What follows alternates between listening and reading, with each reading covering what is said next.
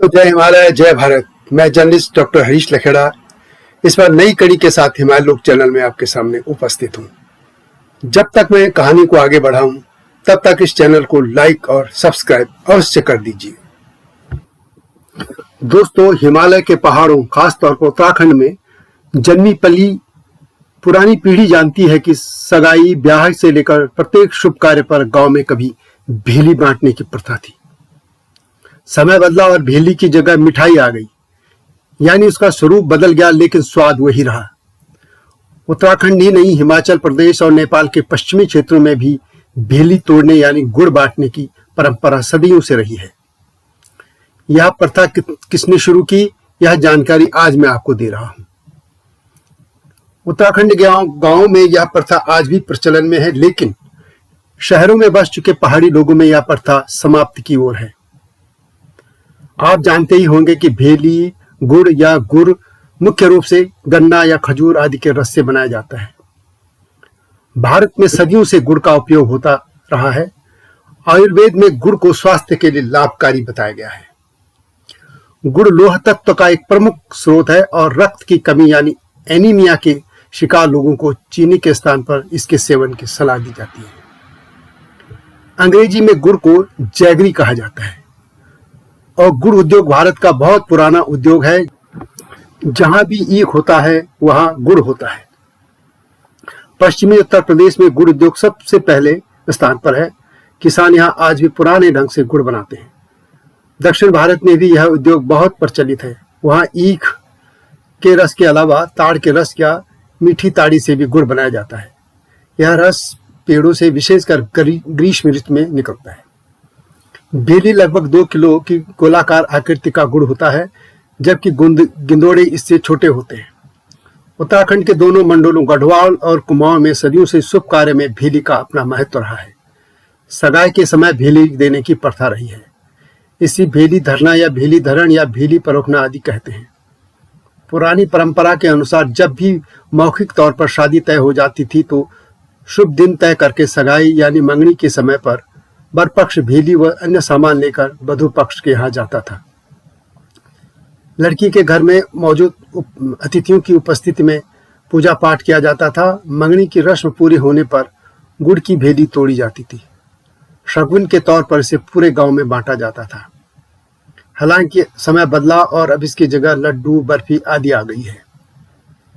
इसके अलावा गांव में तब किसी भी घर में बच्चा पैदा होने, किसी की नौकरी लगने, परीक्षा में उत्तीर्ण होने आदि खुशी के अवसर पर भी गांव भर में भेली बांटी जाती थी।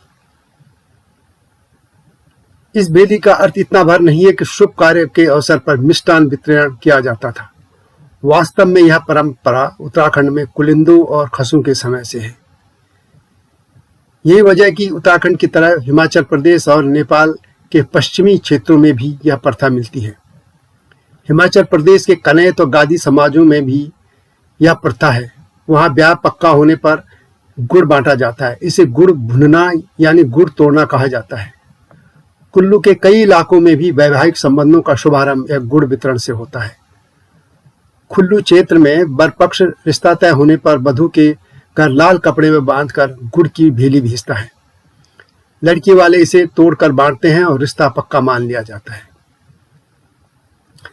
उत्तराखंड से सटे नेपाल के क्षेत्रों में भी यह प्रथा है।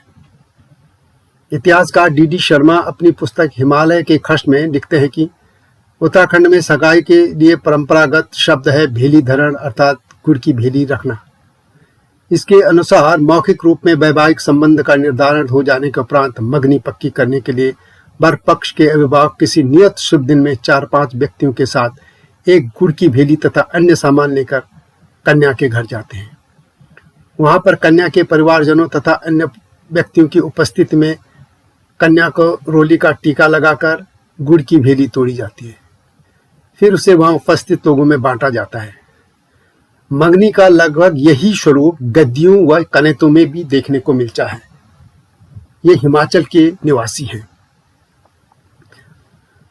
इसे गुड़ भुनना यानी गुड़ तोड़ना कहते हैं। पश्चिमी नेपाल में भी गुड़ की लगभग यही प्रथा मिलती है। उत्तराखंड विशेष तौर पर गढ़वाल क्षेत्र में शादी के अवसर पर भी भेली का महत्व है। बारात के द्वार पर पहुंचने पर स्वागत के समय दुल्हन की माँ वहां बर के सिर के ऊपर भेली परोखती है। यदि भेली उपलब्ध नहीं होती है तो गिंदोड़े अथवा गुड़ को भी परोखा। इस रस्म को भेली परोखना कहते हैं। यह गुड़ की परंपरा वास्तव में कुलिंद खसों के समय से आज तक चली आ रही है और उनके वंशज इसको लगातार निभाते रहे हैं। लेकिन अब दूसरे समाजों की देखा देखी में लगे पहाड़ी लोग अपने पुरखों के रीति रिवाजों परंपराओं को भूलते जा रहे हैं। अपनी परंपराओं को भुलाना किसी भी समाज के लिए शुभ संदेश नहीं है। तो दोस्तों, यदि भेली तोड़ने की परंपरा का इतिहास वीडियो कैसा लगा अवश्य कमेंट करें। हिमालय लोक चैनल को लाइक और सब्सक्राइब करना न भूलें। जय हिमालय, जय भारत। दोस्तों, मेरी हर वीडियो का जो टाइटल सॉन्ग है वह मेरा ही लिखा है और वास्तव में वह पलायन की मार झेल रहे उत्तराखंड के लोगों के लिए आह्वान गीत है, जो मैदानों में रह रहे लोगों को गांव लौटने का आह्वान करता है।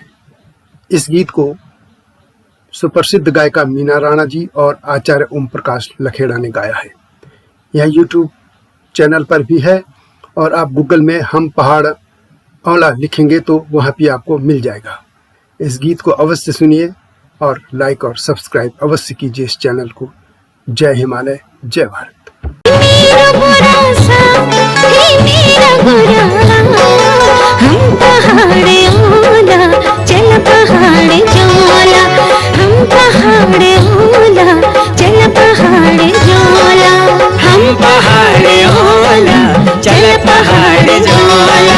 हम पहाड़